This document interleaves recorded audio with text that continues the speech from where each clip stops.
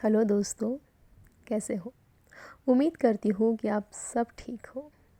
अगर चैनल को already subscribe कर चुके हो तो बहुत सारा धन्यवाद। अगर नए हो तो प्लीज़ सब्सक्राइब कीजिए, लाइक कीजिए, शेयर कीजिए और कमेंट कीजिए। कहानी सुनना और सुनाना बहुत ज़्यादा पसंद करती हूँ, इसलिए आज एक नई कहानी लेकर आई हूँ आपके लिए। श्री श्री ऋतिक रोशन जी कह गए, खाली हाथ आए थे हम, खाली हाथ जाएंगे, जिस पे हम खूब नाचे। पल भर के इस जीवन में हम सब वो चीज़ चाहे, वो चार पैरों वाली, छोटी बड़ी अलग अलग रंगों वाली, जो होती आराम के लिए है, पर उसे पाने के लिए हम उसके पीछे भागे जिंदगी भर।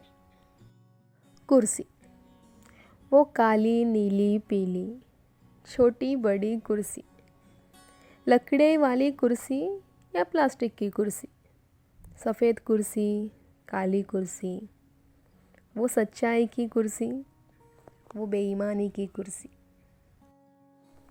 वो बच्चा 2.5 साल का, उसकी अपनी कुर्सी, खाए सिर्फ उसी पर, सोए भी उसी पर। वो 5 साल की बच्ची उसी पर ही बैठी, सवारे खुद को आईने के सामने, उसकी अपनी कुर्सी। वो स्कूल का बेंच, साल भर वही तुम्हारा घर, उस पर पेन फाइट खेली गई, चुपकर टिफ़िन भी उसी पर खाया गया।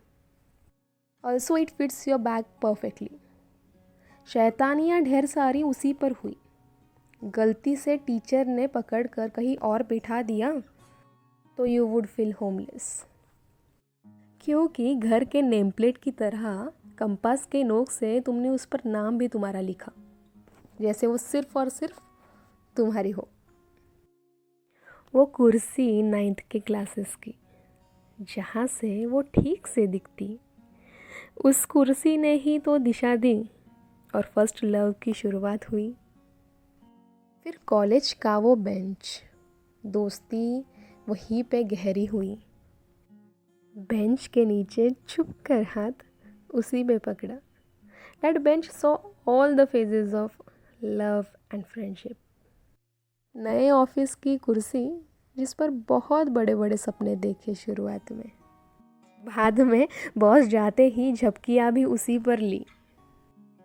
कुछ हमेशा ईमानदार रही, कुछ कुर्सियाँ बेईमान बन गई, कुछ टैलेंट पर जीती गई, कुछ दूसरों से खींची गई, कुछ तो बेची भी गई और कुछ पर सिर्फ धूल जमी।